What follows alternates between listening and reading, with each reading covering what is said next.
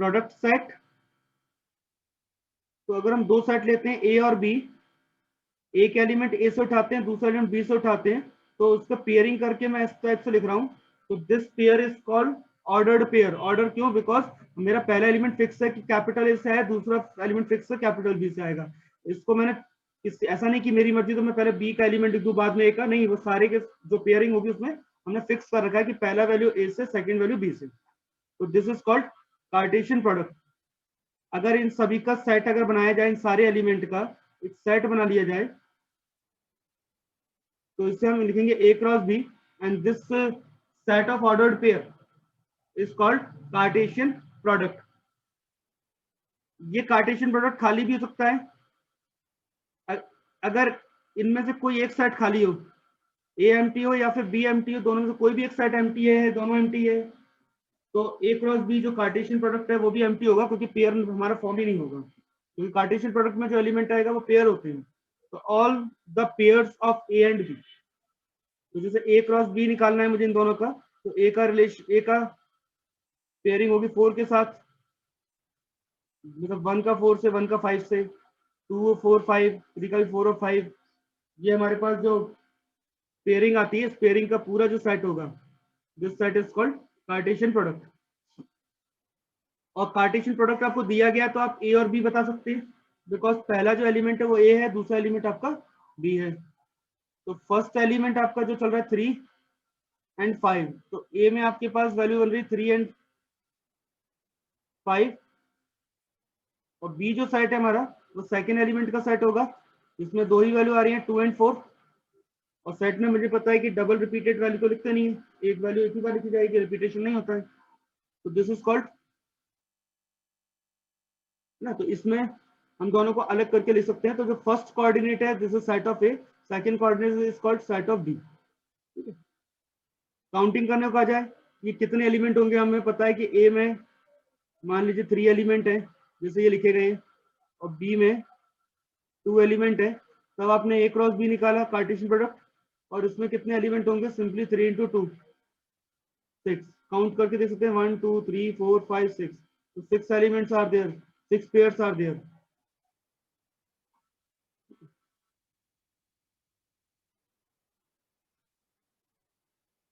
तो कोई भी हम सबसेट अगर ले लेते हैं, any subset of cartesian product, कोई भी सबसेट आप इसमें उठा लें, that subset is called relation. Relation कहां से, ए से बी के लिए, relation from A to B, तो ए से बी का रिलेशन ए क्रॉस बी का सबसेट होगा, पहली बात। ठीक है, अब इसको अगर फंक्शन की बात करें,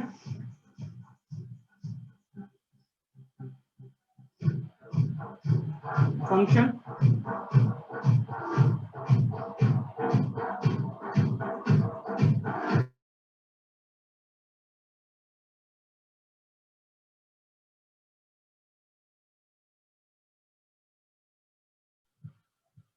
फंक्शन की बात करें तो फंक्शन जो है रिलेशन का एक टाइप होता है, बट कंडीशन क्या है कि ये जो हमने डिस्कस किया था, ये डॉटर मदर टाइप का रिलेशन बनाता है। Function always form a daughter mother relation, मतलब 2 daughters can have same mother, 2 daughter की एक मदर हो सकती है, बट अ सिंगल डॉटर अगर 2 मदर से कनेक्ट हो जाए तो पॉसिबल नहीं है। तो daughter one is daughter of 2 mother, है ना, वन हैज 2 मदर्स, तो इसके दो माँ हैं, तो ऐसा पॉसिबल नहीं है। ठीक है, तो this is not a function, ये प्रॉपर कोई फंक्शन नहीं है। ठीक है, तो function forms always daughter mother relation.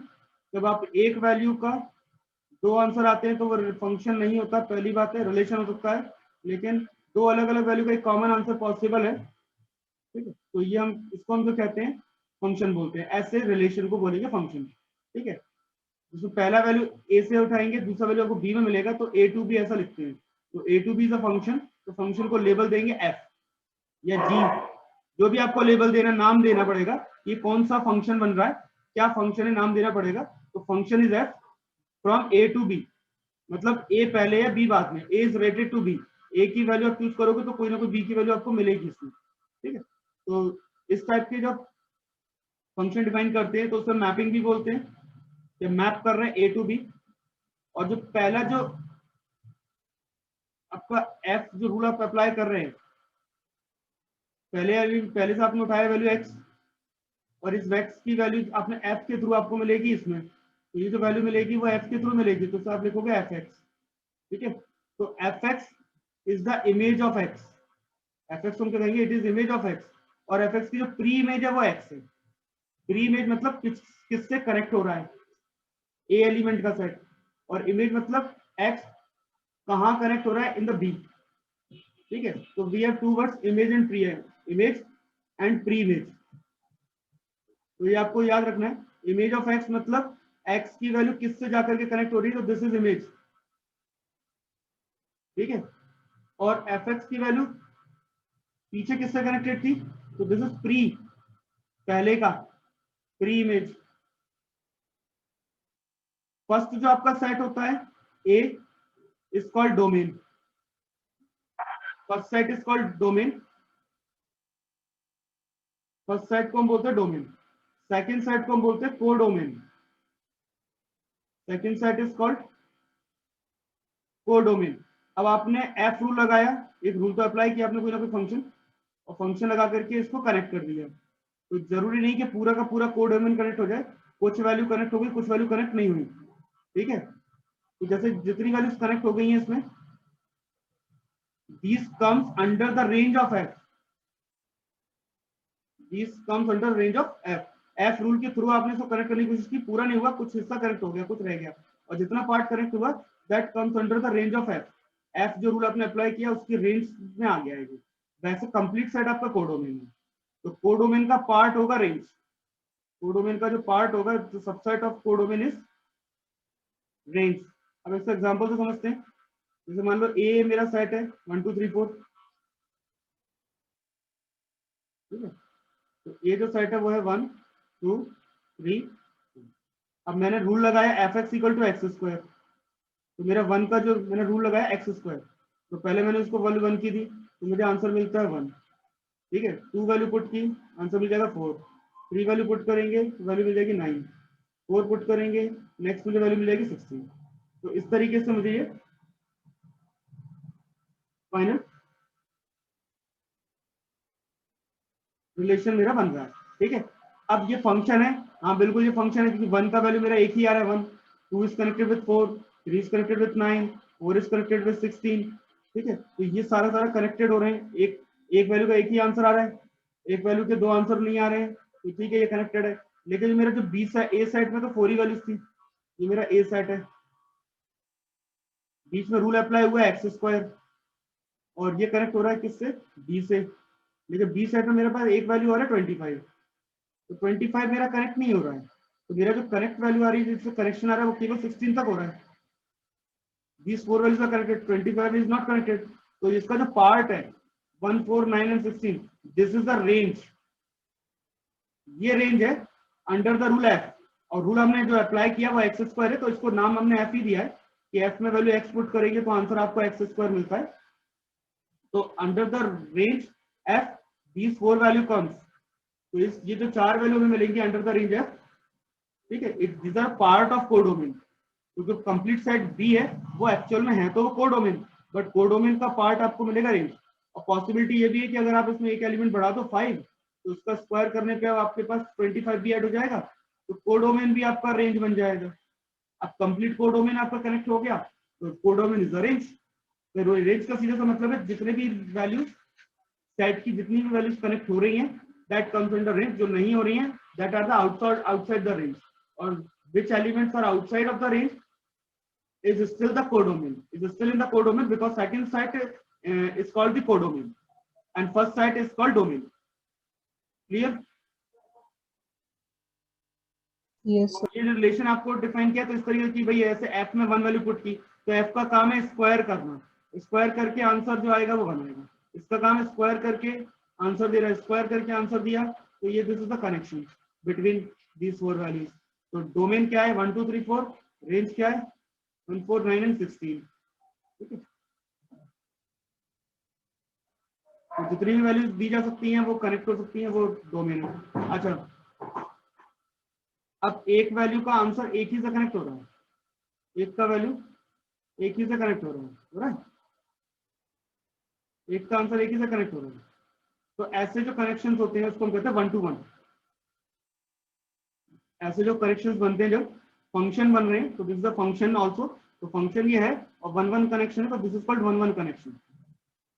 एक वैल्यू का एक ही आंसर आएगा, जो अभी हम पढ़ रहे थे 1 2 3 4 में 1 4 9 16 25. तो 1 to 1 ये कनेक्शन बन रहा है. ठीक है, तो one element is connected with 1. तो इस टाइप का जो फंक्शन होता है हमारा, वो 1 to 1 फंक्शन कहलाता है. तो जब 1 1 कनेक्ट, ये जो है देखो, ये 1 1 कनेक्ट नहीं है, इवन ये देखो तो ये फंक्शन ही नहीं है. 1 के 2 आंसर आ रहे हैं, तो मैं किसे सही मानूं, 1 का आंसर 1 मानूं कि 1 का आंसर 3 मानूं? गलत हो जाएगा, ये फंक्शन ही नहीं है. दूसरी सिचुएशन में देखी थी कि दो सिचुएशन बन रही है कोडोमेन के अकॉर्डिंग. या तो पूरा का पूरा कोडोमेन रेंज में आ रहा है, या फिर कोडोमेन में कोई कुछ हिस्सा रेंज में है और कोई हिस्सा बाहर है. ठीक है, पहली सिचुएशन अगर पूरा पूरा कोडोमेन रेंज में आता है, तो ऐसे सिचुएशन को हम बोलते हैं ऑन टू. अगर कोई पार्ट आपका बाहर रह गया तो उसे हम बोलते हैं into. Into and onto. Range is onto, range is on codomain and range is in codomain. ठीक है, तो ऑन और इन की बात हो रही है. ऑन मतलब जो दोनों एक ही है, और इन मतलब रेंज इनसाइड है, तो कुछ पार्ट आपके बाहर भी है. ठीक है, तो अगर फंक्शन ये वाला अगर देखें x to y, ये 1 1 भी है और ऑन टू भी है. तो 1 1 और ऑन टू जो दोनों होते हैं, ठीक है, ऐसे फंक्शन, उनको हम बोलते हैं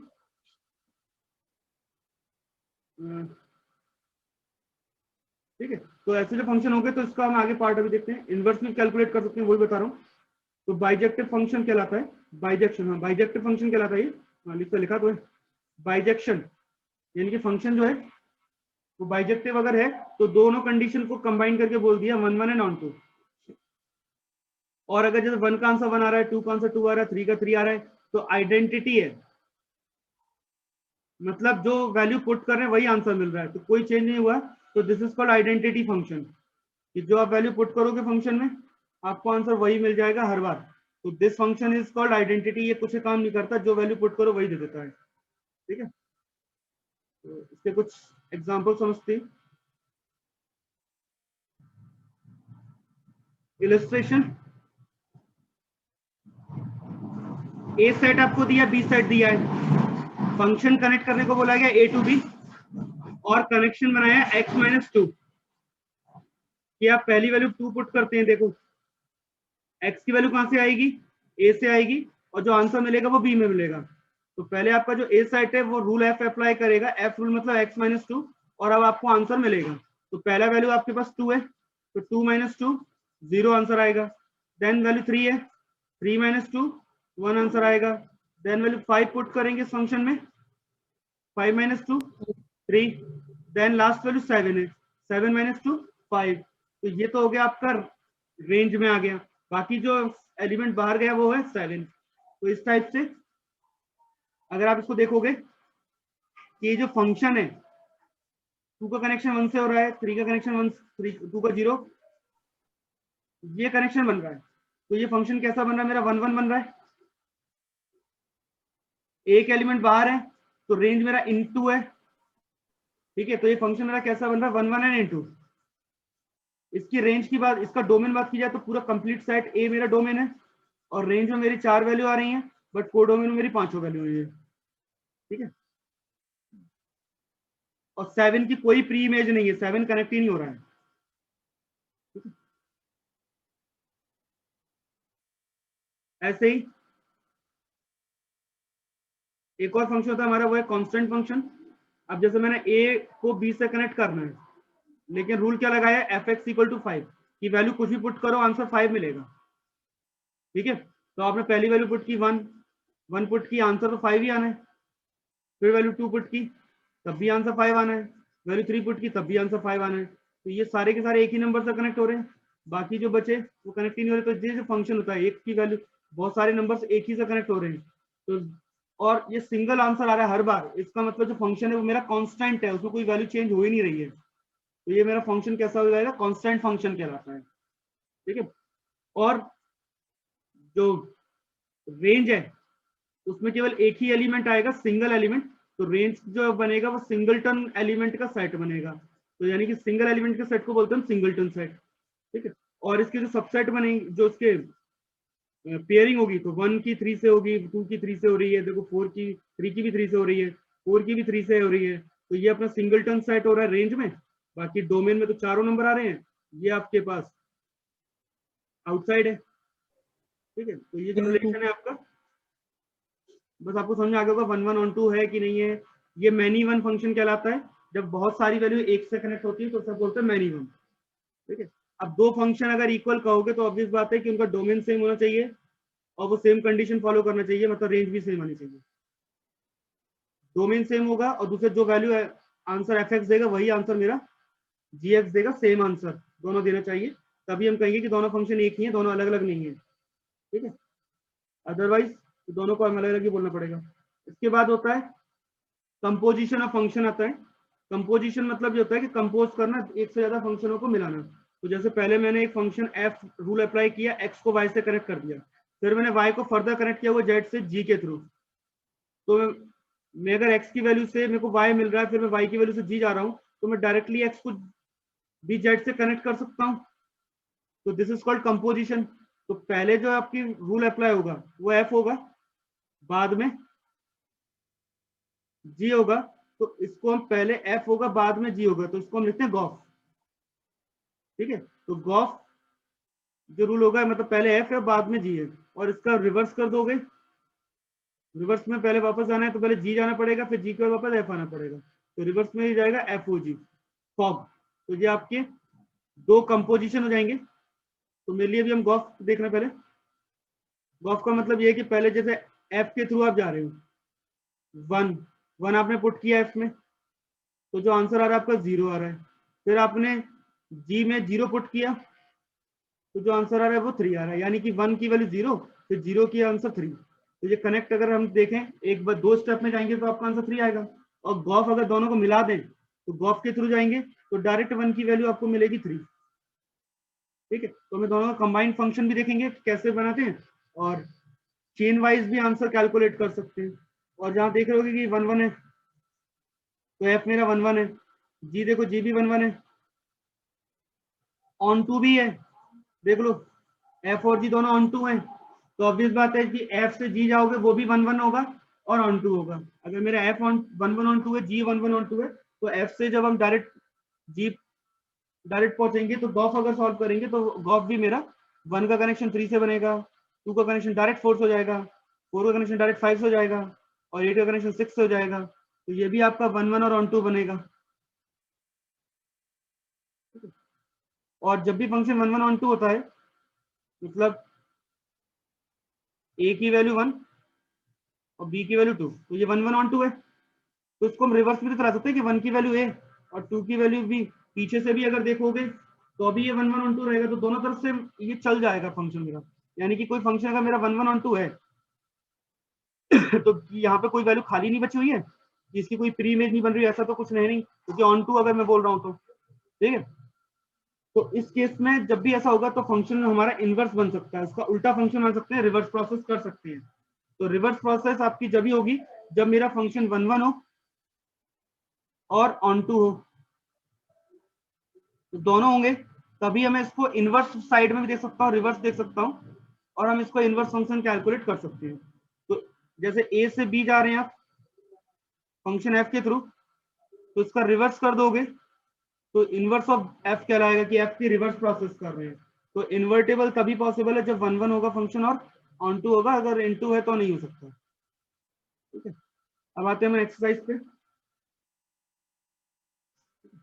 तो जैसे पहला क्वेश्चन है कि ए से बी का मुझे रिलेशन बना हुआ है। अब ये बताना है कि इसमें कौन सा फंक्शन है। तो फंक्शन में मुझे पता है कि एक वैल्यू के दो आंसर अगर आते हैं तो फिर वो फंक्शन नहीं होता, एक ही कॉन्सेप्ट है, सिंगल वैल्यू के दो आंसर नहीं होंगे। तो देखो यहाँ पे n की वैल्यू p, लेकिन n आएगा तो a में से ना, क्या a में है वैल्यू n? नहीं है ना, No. आपकी a में वैल्यू तो तीन ही है, x y और z, और ये है p q r s। अब मुझे बताओ पहले वाला जो आपका है इसमें n टू p बोल रहा है, तो n से p का कनेक्शन ही नहीं बन सकता, क्यों? पहले n है ही नहीं हमारे पास, ठीक है, तो ये तो पहले कैंसिल हो गया। अच्छा, इस वाले में अगर देखें तो ये फंक्शन बन रहा है, ये रिलेशन बन रहा है कि x की वैल्यू भी s है, y की वैल्यू s है, z की वैल्यू s है, तो तीन अलग अलग वैल्यू की एक कॉमन आंसर सकता है, मैनी वन बन सकता है। इस वाले को देखें तो इसमें y की दो वैल्यू आ रही है, एक बार p और एक बार q, दो वैल्यू आ रही है, तो इसका मतलब ये फंक्शन नहीं हो सकता। और अगर थर्ड में चेक करूं, x की वैल्यू p, y की वैल्यू r और z की वैल्यू s, तो ये ठीक है, ये भी फंक्शन बन जाएगा। तो ये दोनों ही फंक्शन बन रहे हैं, ये जो रिलेशन है ये फंक्शन है, ठीक है। और पहला जो सेट है वो सारा का सारा कनेक्ट होना चाहिए, एक्स वाई जेड है तो एक्स वाई जेड पूरा कनेक्ट होगा। अच्छा, ये जो फंक्शन दिया है ये किस टाइप का है कि नहीं? तो पहली बात जो पेयर है वो क्या दिया है, X plus Y equal to 5, और एक्स वाई कहां से आए? रियल नंबर से। तो मुझे ये पता है कि ऐसे दो नंबर जिनको प्लस करने पर आंसर क्या आता हो, 5, तो y की वैल्यू क्या होगी, 5 माइनस एक्स। अगर आप इसको ट्राई भी करोगे, वन वन है या नहीं है, तो मैं समझा देता हूँ वन वन कैसे चेक करते हैं। आप एक बार इसमें वन वन अगर होगा तो ऑब्वियस बात है कि y की दो वैल्यू बराबर नहीं आएंगी, वन वन अगर होगा ना, तो यहां से एक x की जो वैल्यू आई है,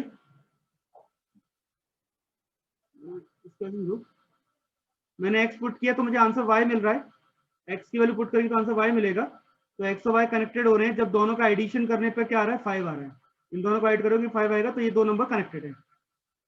तो ऑब्वियस बात है कि अगर ये दो नंबर, दूसरा नंबर है, एक x1 है दूसरा x2 है, तो आंसर मेरा डिफरेंट आना चाहिए ना, सीधी सी बात है, डिफरेंट आंसर आएगा। अगर वन वन है तो आंसर डिफरेंट आएगा, तीसरा नंबर रखोगे तो आंसर कुछ और आएगा। ऐसा तो नहीं होगा ना कि भाई ये दोनों, कि भाई मैंने x1 पुट किया तो आंसर y1 आ गया, x2 पुट किया तब भी y1 आ गया, तो ऐसा पॉसिबल नहीं है ना। तो सीधी सी बात है कि आपके पास, अगर मैं इसमें x1 पुट करता हूं तो मेरे को आंसर मिल जाएगा y1, और दूसरी बार मैं x2 पुट करता हूं तो अभी मेरे पास ये दोनों वैल्यू बराबर तो नहीं होंगी ना, या तो ठीक है, और अगर बराबर हुई तो कब हो सकती है बराबर, दो तो 5 कैंसिल कर लो, तो x1 इक्वल टू क्या जाएगा, x2, यानी कि जब ये दोनों वैल्यू बराबर है, x1 x2 बराबर है, तभी y1 y2 बराबर हो सकता है, अदरवाइज पॉसिबल ही नहीं है। तो ये आपकी चेकिंग भी होगी कि एक बार वैल्यू आप x1 रख दीजिए, एक बार वैल्यू आप x2 रख दीजिए, फंक्शन में जो दिया गया है, तो आपको y की वैल्यू मिल जाएगी 5 माइनस x1, और दूसरा मिल जाएगा 5 माइनस x2, तो दोनों y आपके बराबर आप मान रहे हो कि दोनों वैल्यू सेम आ रही है, और सॉल्व करने पर अगर x1 इक्वल टू x2 आ गया तो उसका मतलब दोनों वैल्यू भी बराबर थी x की, तभी आपके y की वैल्यू इक्वल आ रही थी, यानी कि फंक्शन जो है आपका ऐसा कह सकते हैं कि वन वन है। तो वन वन चेक करने का ये तरीका है। तो पहली बात तो ये फंक्शन वन वन है, दिख रहा है, ठीक है, कंपोजिट तो नहीं है, ये गॉफ और फॉक टाइप का नहीं है, और ये फंक्शन बन रहा है क्योंकि एक वैल्यू का कनेक्शन एक ही से हो रहा है। x equal to 4 constant function है ये, तो x के लिए 4 है, कॉन्स्टेंट नहीं है, x के लिए 4 है, और 4 का कनेक्शन y से हो रहा है बहुत सारी जगहों से, y की सारी वैल्यू कनेक्ट हो रही है, x इक्वल टू 4 है, y की बहुत सारी वैल्यू से, तो इसका मतलब ये फंक्शन नहीं है, ठीक है, this is not a function, क्योंकि एक वैल्यू का कनेक्शन बहुत सारी वैल्यू से हो रहा है। हाँ, अगर x 4 होता, y इक्वल टू 4 होता, तो x का कनेक्शन, ठीक है, तब x की बहुत सारी वैल्यूज का कनेक्शन 4 से होता, तब ये फंक्शन बन जाता, ठीक है। तो इस टाइप से आप इसको देखेंगे कि फंक्शन है या नहीं है, रेंज क्या है, डोमेन क्या है, वो तो कैलकुलेट कर सकते हो, ठीक है। तो जितना इसमें सॉल्व कर सकते हैं सॉल्व कर लो, फिर मैं बताऊंगा कि एफ एक्स और जैसे डायरेक्ट वैल्यू पुट ये तो निकाल सकते हो। एफ एक्स आपको दिया गया है, क्या दिया, 1/1 माइनस एक्स, और एफ -1 निकालना है तो एक्स की वैल्यू है ये -1, ठीक है। तो एक्स की वैल्यू -1 पुट करेंगे तो आंसर आ जाएगा आपका 1/2, ठीक है। तो ऐसे यहाँ भी ये भी सॉल्व है, ये भी। अब आपको गॉफ और फॉग बता देता हूँ बस लास्ट। गॉफ और फॉग कैसे निकालते समझ लो। जैसे फॉग निकालना है तो फॉग का मतलब ये है, फॉग फाइंड करना है, इसका मतलब है एफ में जी की वैल्यू पुट करना, एफ के अंदर जी की वैल्यू पुट करना। तो एफ के अंदर मतलब एफ की वैल्यू क्या है, 1/1 माइनस एक्स। तो एफ के अंदर जी की वैल्यू पुट करना मतलब हो गया फॉग, और जी की वैल्यू जो है वो क्या है, x माइनस 1/x। तो अपने को x हटाना है एफ में से, उसकी जगह जी की वैल्यू रखनी है बस।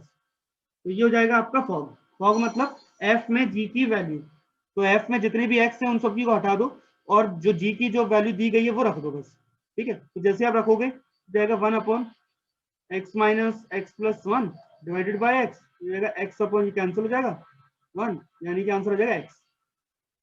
सॉल्व कर लेंगे आंसर आ जाएगा। ऐसे गॉफ बोला है, गॉफ का मतलब होता है जी में एफ की वैल्यू, तो जी के अंदर रखेंगे, तो जी में आपके पास दो जगह एक्स आ रहा है, तो गॉफ एक्स हम क्या बोल रहे हैं, गॉफ एक्स होता है जिसमें एफ की वैल्यू जी में पुट की जाती है, तो जी एफ एक्स, ठीक है। तो एफ की वैल्यू आपकी क्या है, 1/1 माइनस एक्स, और ये वैल्यू उठा करके जी में पुट कर रही है, तो जी में दो जगह एक्स है, तो पहला वाला एक्स भी आपके पास 1/1 माइनस एक्स हो जाएगा, दूसरा वाला एक्स भी 1/1 माइनस एक्स हो जाएगा। सॉल्व कर देंगे तो 1 minus 1 plus x divided by 1 minus x, और ये finally divide by 1 minus x, ये दोनों जाएंगे कैंसिल, 1 और 1 भी कैंसिल, तो आंसर आ जाएगा एक्स, ठीक है। तो इस टाइप से आप गॉफ और फॉग डायरेक्ट कैलकुलेट कर सकते हो, पूछा जाएगा तो। बाकी डोमेन रेंज तो मैं अभी और डिस्कस करूंगा, और चीजें समझाऊंगा डोमेन रेंज कैसे निकालना है, लेकिन एफ एक्स और जी एक्स आप कैलकुलेट कर सकते हैं, ठीक है। एफ एक्स की कुछ वैल्यू निकालनी हो वो कैलकुलेट कर लीजिए, एफ एक्स और जी एक्स दिया है, फॉग निकाल लीजिए, इसका फॉग बताओ क्या आएगा। चलो ये होमवर्क अभी कर लो, अभी कर लो, इसका आंसर क्या आएगा, फॉग क्या आएगा।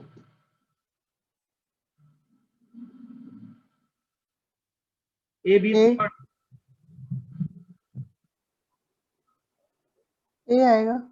ए आएगा, क्यों, क्योंकि जी की वैल्यू उठा करके आपको एफ में पुट करनी है, तो एक्स हटा करके ये एक्स स्क्वायर लेकर आएंगे, तो आंसर आ जाएगा आपका x² + 3।